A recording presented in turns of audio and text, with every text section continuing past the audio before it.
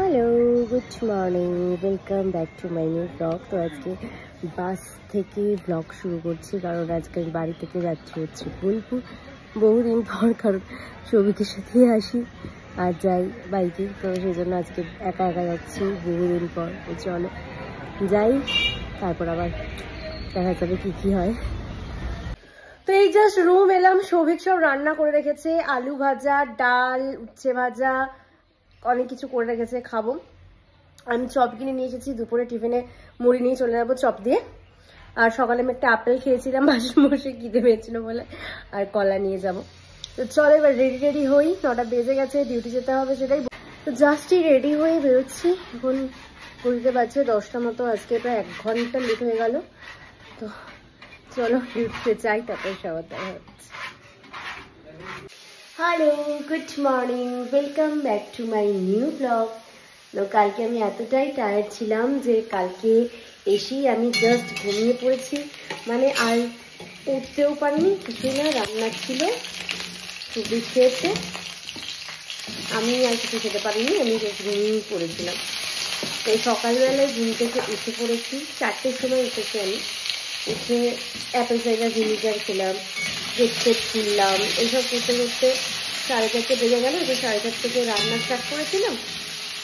ভাত আমার হয়ে গেছে, এখানে ডাল রেডি, এখানে হচ্ছে পটল আলুর তরকারি, পটল দিয়ে আলু দিয়ে তরকারি, সয়াবিন দিয়ে ডাল ভাত, আর হবে পনির, আর হবে ডিম সিদ্ধ করবো, পনির ভাজবো। আর দুপুরের টিফিনেরটা আমি জিম থেকে এসে করবো। তো চলো রান্নাটা করে নিই, তারপর জিম যাবো। কালকে জিম যাওয়া হয়নি, পরশু জিম যাওয়া হয়নি, তো আজকে তো জিম যেতেই হবে। তো জিম যাবো, তারপর দেখা হচ্ছে। টাটা। ও বেরিয়ে পড়েছি জিমে যাওয়ার জন্য। সৌভিক গাড়িটা আনেনি, ওরা আনতে এসছে, তারপর বেরোবো।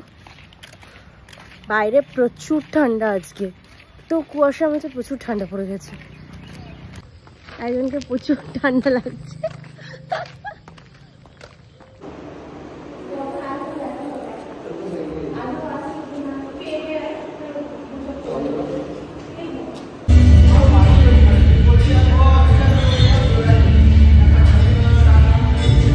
বাড়ি এসে ফ্রেশ হলাম, এবার যাবো একবার হনুমান মন্দিরে। আজকে মঙ্গলবার, আমার বাড়িতেও সন্ধ্যে দেখালাম। তো এবার যাব হচ্ছে একবার মন্দিরে, পুজো টুজো দিয়ে আসবো। চলো যাই, তারপর আবার শিয়াদার দোকানে গিয়ে দেখা হচ্ছে। মন্দির থেকে পুজো দিয়ে বেরোলাম, এবার যাবো হচ্ছে শিয়াদার দোকানে চা খেতে।